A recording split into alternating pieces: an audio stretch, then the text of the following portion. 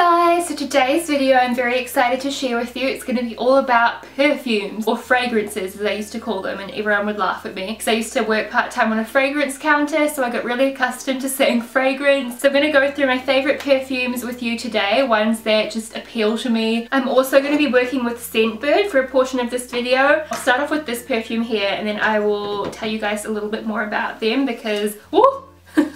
I think it's such a cool little service, and one of the perfumes here ties into this one, but we'll just get into that in a second. So I understand pricing and availability and stuff is going to be really different depending on where you live, but I will try my best to find both a New Zealand and US seller and price for each perfume I mention, and I'll link them off down below. The first one I wanted to mention, I believe it's still available, is Always Red from Elizabeth Arden, and I have to say the bottle doesn't really strike me as anything particularly exciting. I was sort of thinking, oh yeah, I've smelt Red Door and it wasn't really for me, a bit too musky and too heavy, and then I smelt this. Oh my gosh, it smells just amazing. I know it's not horrendous looking, like it's totally gonna look fine displayed up somewhere with some other kind of black or red decor. It's just not typically the kind of bottle I would be drawn to. It's not overly feminine or anything, but I think the bottle kind of suits the scent because it's very sexy. So sexy. I think I might wear it tonight actually. Better wait to spritz it on me though, otherwise that'll be all I'll be able to smell all night. This is the Eau de Toilette. I don't know if there is an Eau de Parfum, but I find that this lasts on me all night and I get a lot of compliments when I wear this. It's kind of the first one that really drew me away from sweeter scents, because in my teenage years I used to love, you know, the Britney Spears fantasies and all those kind of things, but this is just straight up like sexy. It's still a little bit sweet. It's not spicy, it's not like intensely pungent. It still smells feminine, but it's definitely more sultry. So if you can go and smell this, definitely give it a go. It's got like a door on the back, but it's smooth on the front. Next I'm going to show you 4 miniature perfumes. I also have a rollerball at the end to show you, which is like my favourite rollerball. I thought I would include it because it's good for travelling. But these are part of a subscription service. It's a monthly subscription called Scentbird. These are like deluxe samples. They're pretty much the same size as a rollerball. I love the little ergonomic packaging they have. It's very sleek and I don't feel like it would leak. It's not rollerballs, it's sprays, which is really nice. Oh, everything's falling off my desk. It's $14.95 per month. I think it's free shipping and you can cancel anytime, so on and so forth. I actually had a hard time selecting. They've got over 450 designer fragrances on the site, so I was scrolling forever. I ended up getting 3 for myself and 1 for Tama. I think his is in the white one, I can never remember. You can pop them out though to check, which is good, because when I got them I was like, how will I know which is which? But you can actually pull out the fragrance vials. This one here is Tom Ford Velvet Orchid. Realistically, I just wanted to own something Tom Ford, and this is like the next level up from this one. I think a lot of Tom Ford's fragrances are unisex. This one is a lot heavier than that. It's quite musky and a little bit spicy too. It's not one of those ones that is just too masculine. I got sent Calvin Klein The One, which is a unisex perfume, and it was just too masculine smelling for me personally. Ones like that I do pass on to him, but this is definitely one I feel like we can both wear, which is even more handy for traveling. I think the blue one was the one I got for Tama. Let's have a look. My reaction to this is unnatural.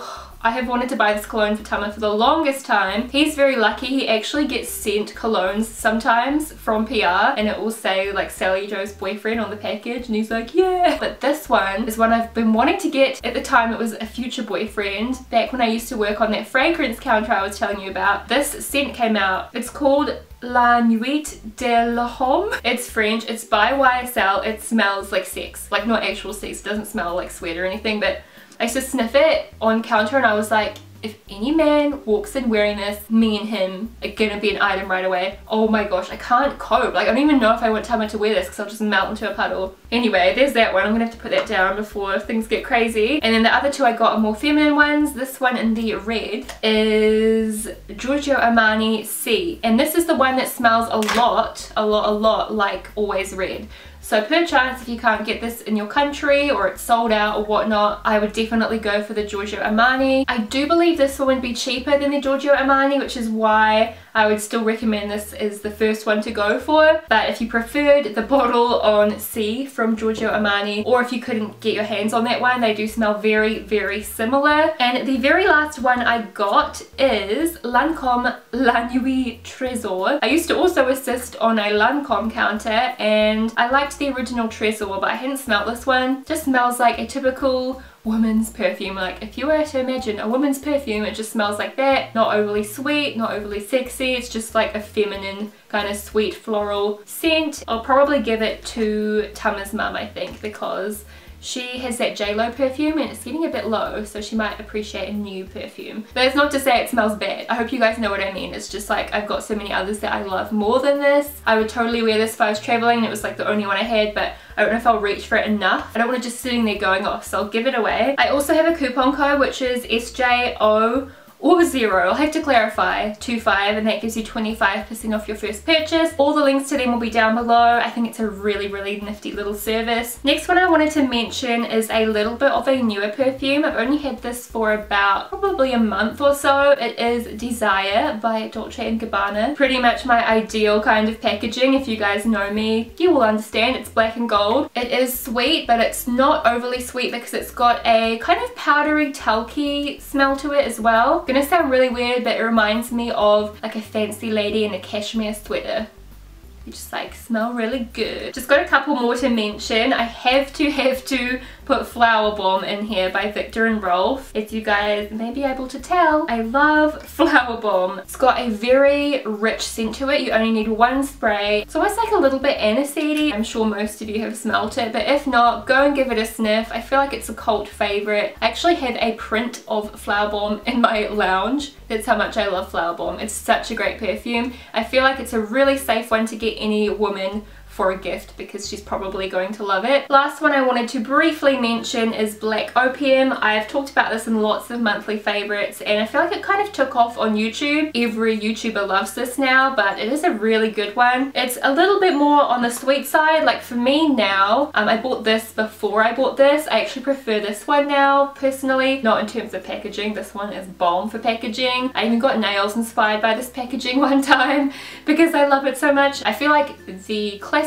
Black Opium Eau de Parfum, very safe one, fan favorite. I would highly recommend checking it out. Plus the bottle is going to look beautiful in your bedroom or beauty room or office or wherever. So that's really it. The last thing I wanted to mention is my favorite rollerball. This is by the brand Tokyo Milk Dark. I think that's like the type of perfume. And it's the scent Tainted Love number 62. It wasn't extremely pricey. I think it was about 20 or 30 US dollars. I picked it up in Sephora when I was in Las Vegas. If you guys watch Shan XO, she loves this too. I actually bought this after her because hers smelled so good. In New Zealand at least, I find it really hard to find a good rollerball that's not like sickly. They usually only come with like celebrity fragrances, so I was very pleased when I managed to get my hands on this. Again, it's got a little bit of a unisex kind of note to it, but on my skin it does sweeten up, and yeah, it's just a nice like sultry kind of sexy one. So that concludes my video about some marvelous fragrances that I just love and I had to share with you guys. I hope that you enjoyed. As always, leave me a comment with your thoughts and what your favorite fragrance is. Have an amazing day and I'll talk to you again very soon. Bye! And I feel like you can wear these with a singlet and it gives off more of a bohemian vibe rather than a homeless vibe, and they're very comfortable. I've worn them a number of times already.